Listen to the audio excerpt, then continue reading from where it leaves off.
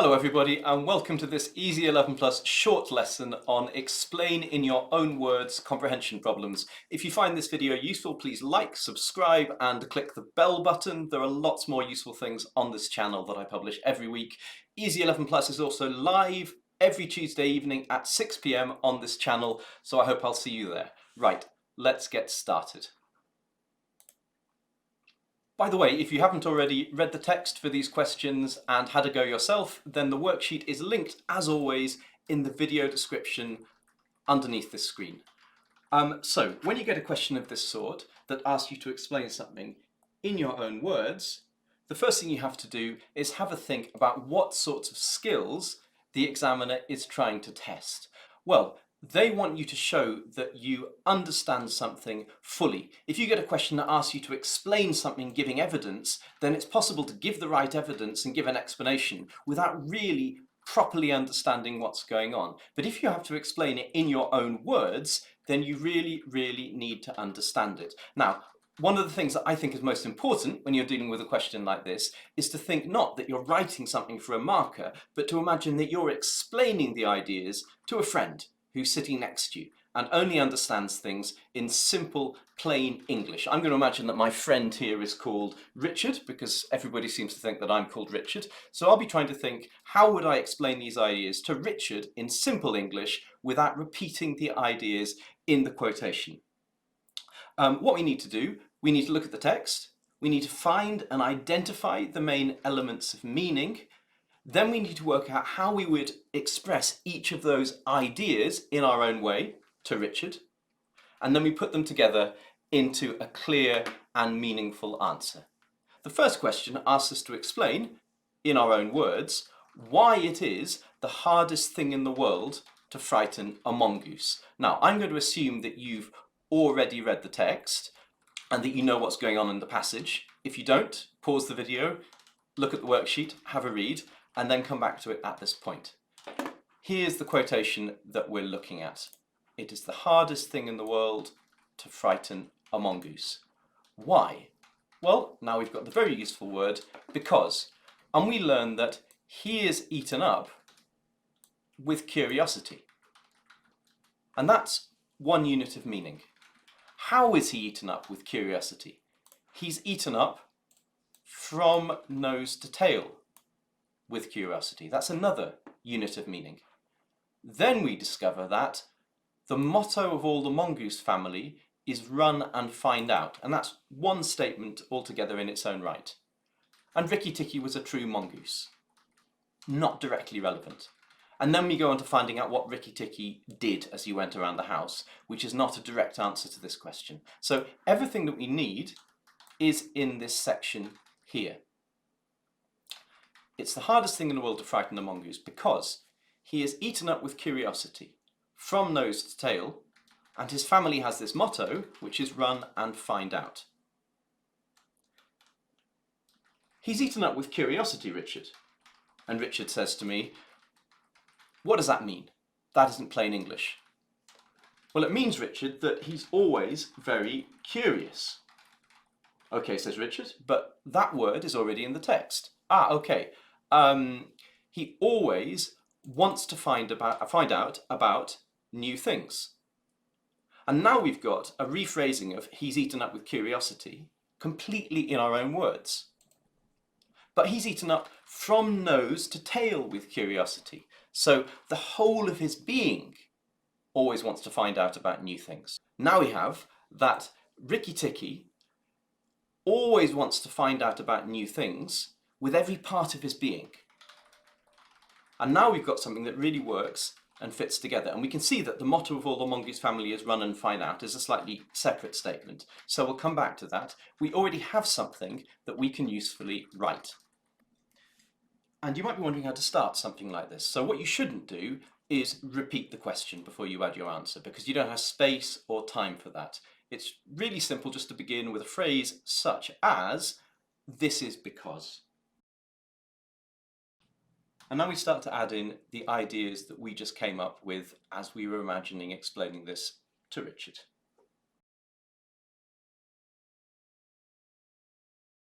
So now we've got a really simple, clear sentence. This is because he always wants to find out about new things with every part of his being.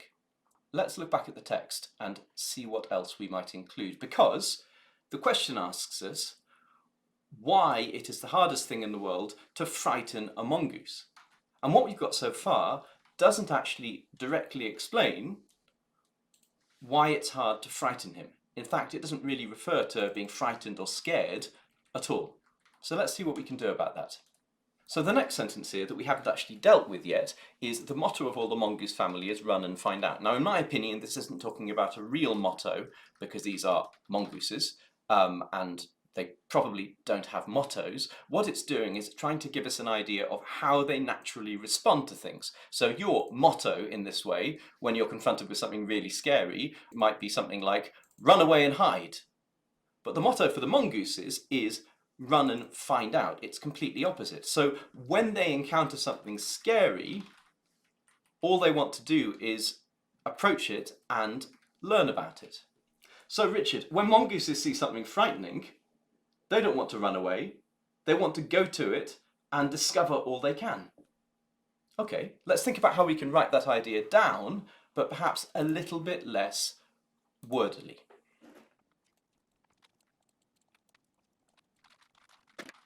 Okay, so now we have an answer, but now we need to take this answer and check it against the text and against the question. So the first thing to check is, have we fully answered the question? So have we explained why it's hard to frighten a mongoose? So this is because he always wants to find out about new things with every part of his being. When a mongoose sees something alarming, it just wants to learn about it. So we have explained why a mongoose is hard to frighten. Next question, is it nice and clear? Yes, I think so. Last question, very important. Have we consistently used our own words? Or are there still key ideas and phrases from the text lurking in our answer? Well, let's go and check. He's eaten up with curiosity. We haven't got anything about being eaten up or about curiosity. From nose to tail, we've got every part of his being, so that's quite different. And we've got the motto of all the mongoose family. We've got nothing about family or mottos, is run and find out. So if we look at the first line of my answer here, we can see that I've got the phrase find out. Now it's only one thing, it probably won't cost me marks, but let's make sure that we've got a really good answer and that there's no risk of a really strict examiner taking a mark away. Instead of find out, I'm just going to change that to learn. And now everything's clear and our answer is comprehensive and excellent, I hope. So now we need to explain in our own words why Rikki Tikki decides to stay in line 40. There are more things to find out about in this house, he said to himself, than all my family could find out in all their lives. I shall certainly stay and find out. Same thing. Let's start by identifying the main bits of meaning. There are more things to find out about where? In this house, than all my family could find out in all their lives. And then he says, I'll certainly stay and find out, which is the information that's included in the question. Why does he decide to stay?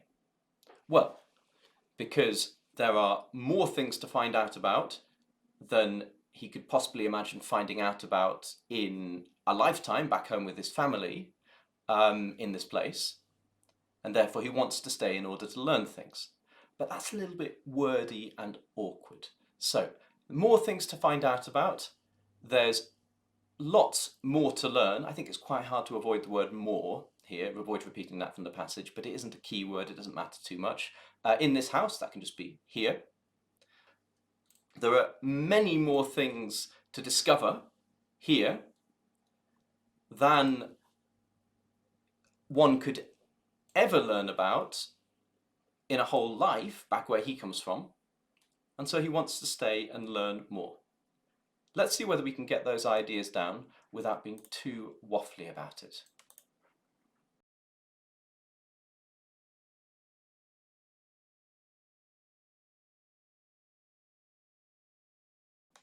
Okay, So you'll notice that this time I wasn't directly talking to Richard, and that's to demonstrate the point that once you've got used to that way of explaining things simply and directly, then you can start to think about doing it directly onto the page, but still imagining that you're explaining clearly to somebody who's in the room with you, who needs to understand these things in your own words. Right, let's run through the same checks on this. So have we explained why Ricky Tikki decides to stay? Well, that's directly answered in the second sentence here. He wants to remain and learn more things.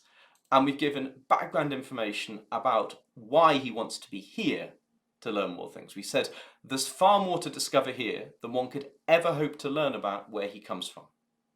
That's really clear, it's simple, it answers the question. Now, have we got all the main ideas from the passage, and have we avoided repeating keywords from the text? Let's have a look. We've spoken about how there's far more to discover here in this house, in other words. We haven't spoken about his family, but that's really just a way of him illustrating the point that back where he comes from, you couldn't learn nearly as much. And we've got that idea. We've said than one could ever hope to learn about where he comes from. Then why does he want to stay? He wants to remain and learn more things. Have we avoided repeating key phrases? We haven't referred to the house, we haven't referred to the family. We've got the word more a couple of times, but that, as I've said, is very hard to avoid. There aren't any obvious alternatives. It isn't something to worry about. In all their lives, we've got the word ever, which covers the same idea very succinctly, which means briefly. I'll certainly stay and find out. He wants to remain and learn more things. So everything there is covered really well. So that's how you do it. If you use this technique and you apply it in any question where you see the magic phrase own words, you won't go far wrong. I hope that was useful. Thank you for watching this video. Please like, subscribe and click the bell, and I hope to see you back here on Tuesday at 6 o'clock for my next Easy 11 Plus live lesson. Last thing to say, do take a moment to check the video description. There are lots of useful links there which may help you in your 11 Plus preparation. Bye bye.